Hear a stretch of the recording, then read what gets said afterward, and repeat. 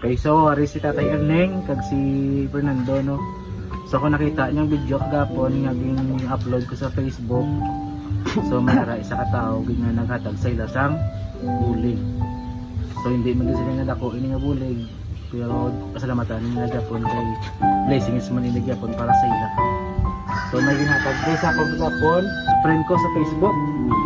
Sang sa kalibo, hariyo. Sa kalibo. Ibakal niya ko sa inyo nga bugas. Oo. Kag sudan kag binulong sa UTL. Ha? Ang bag ibakal niya bulang sudan kag ano ha?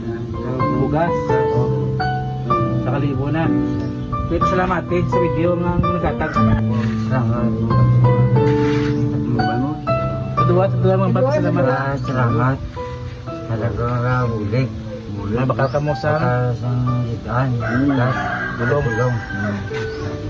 Madamo kay salamat sa pag-friend sa Facebook ha. Kabay pa nga madamo pag blessings mag-abot sa inyo kag mga gracias pag.